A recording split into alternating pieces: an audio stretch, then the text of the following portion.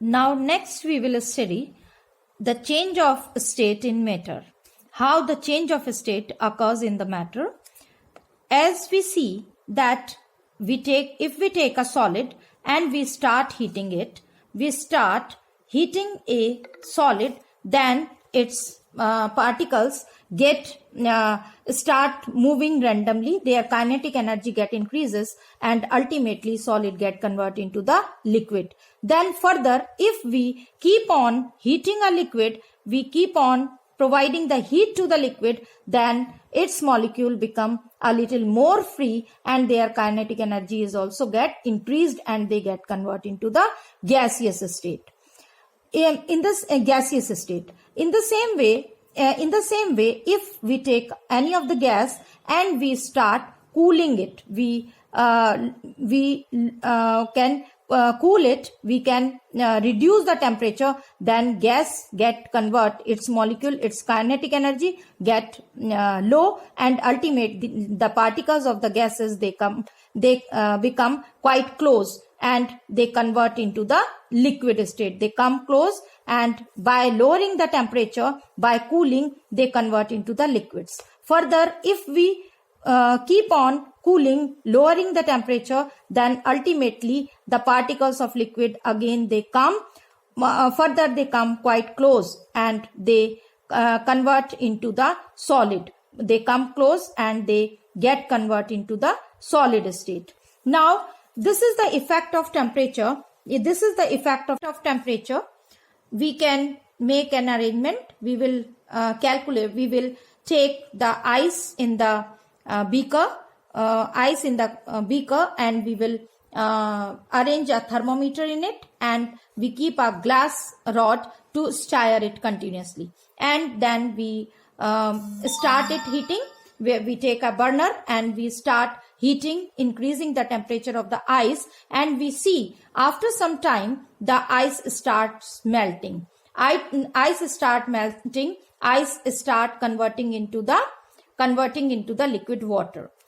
And this is the temperature at which a solid melts to become a liquid at the atmospheric pressure is called as melting point. The particular temperature at which ice starts melting, this is known as melting point. This is known as melting point, and it is we observe that when ice start melting at that particular temperature, at that particular time, the temperature in the thermometer become constant. It does not change. Why it is? We are continuously supplying the heat energy, but the temperature is not changing in the thermometer. Why it is so? We observe that the heat supplied during the melting of ice, that is utilizing to overcome the intermolecular forces between the particles of ice. That's why the temperature in the thermometer is not getting increased. This is known as this energy which remain hidden inside the water, inside the liquid water, that is known as the latent heat of fusion. That is known as latent heat of fusion. This particular temperature at which the ice starts melting, that is known as melting point, and melting point of ice is 0 degrees Celsius or 273.16 Kelvin. This latent heat of fusion, hidden energy, latent heat of fusion, we can define the latent heat of fusion, the amount of heat that is required to change 1 kg of solid into liquid at atmospheric pressure at its melting point is known as Children, showing the effect of temperature on the different states of the matter. We have discussed earlier the melting point or the fusion, process of fusion. In that sequence, now if we keep on ice get converted into during the fusion, during fusion, ice get converted into water. Now, if we keep on heating the water, then what we see that after some time, water starts converting into the vapors. We have done the same arrangement for this also. We have taken one beaker, we have taken water in that, and we have make the same arrangement, and we see that when the temperature, after some time, the water molecules, they start moving very fast and they get converted into the vapors. They get start into the vapors, and this process occurs at the 100 degrees Celsius. And this process of converting liquid into the water, liquid into the vapors, is known as vaporization. This process is known as vaporization. And the particular temperature, 100 degrees Celsius, what we observe that at 100 degrees Celsius there is no change of temperature. No change of temperature shown in the thermometer. Why it is so, children?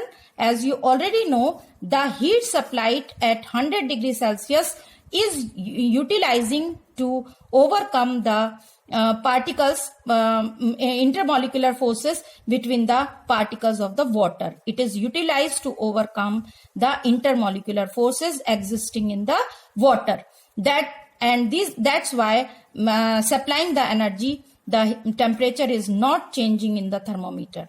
This heat during the heating, this heat which remain hidden inside the vapors, that is using to convert the liquid into the vapors. This is known as latent heat of vaporization. It is called latent heat of vaporization.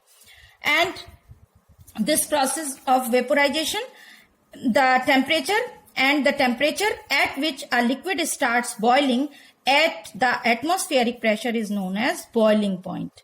And children, when a liquid starts boiling, when the liquid pressure becomes equal, the boiling point of water is 373 Kelvin.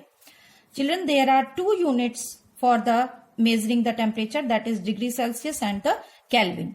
If we have to 100 degrees Celsius, we have to convert degree Celsius into the Kelvin, then we add 273 to it, and degree Celsius get converted into the Kelvin. If the temperature is given in the Kelvin and we have to convert into the degree Celsius, then we will subtract 273 from that, as 373 Kelvin minus 273, we will get the 100 degrees Celsius. In this way, we can interconvert the units of the temperature. Then latent heat of vaporization, I have already discussed the amount of heat energy that is required to convert 1 kg of a liquid into the vapors at its atmospheric pressure at its boiling point is known as latent heat of vaporization. At its boiling point and at atmospheric pressure to convert 1 kg of liquid into the vapors, that is known as latent heat of vaporization. And because of this latent heat of vaporization, children, particles of steam, they are having, that is the water vapor at 373 degrees Celsius have more energy than the water at the same temperature, because steam particles have absorbed extra energy in the form of the latent heat of vaporization, because steam particles, vapor particles, they are having extra amount of hidden heat that is known as latent heat of vaporization. That's why you have already heard that burning from the steam is more severe than burning from the hot water at 100 degree Celsius because of the latent heat of vaporization. So from the above both the activities, we concluded that state of matter can be changed into other state by changing the temperature. Change of temperature is responsible for the change of state. Children, around us we are having certain substances like ammonium chloride, naphthalene, camphor. These solids, these substances get converted directly from the solid state to the vapor state. without going to the liquid state. These type of solids are considered as sublime solids, and the process of change of state directly from solid state to gaseous state is known as, without changing in the liquid state, is called the sublimation. For showing the sublimation, we can perform this activity. We have to make certain arrangement. What we have done, we have taken a dish, and in this dish we have taken a small amount of ammonium chloride and covered this dish with the help of a funnel, inverted funnel, and we block the root of the stem of the funnel with the help of wet cotton plug, and then we start heating. After doing this arrangement, wire gauze we use, and we start the heating it with the burner. What we get, that after some time ammonium chloride start converting into the vapor without converting into the liquid state, and these vapors, due to these wet cotton, these vapors when go through the stem of the funnel, they get cooled down and they get convert into the solids, and they get stuck with the walls of the funnel. In this way, this is the sublimation. Sublimation can be shown by this activity, that vapors, ammonium chloride, sublime solids directly convert into the vapors, and vapors get directly convert into the solid state without reaching to the liquid state. These are the this process is known as the sublimation.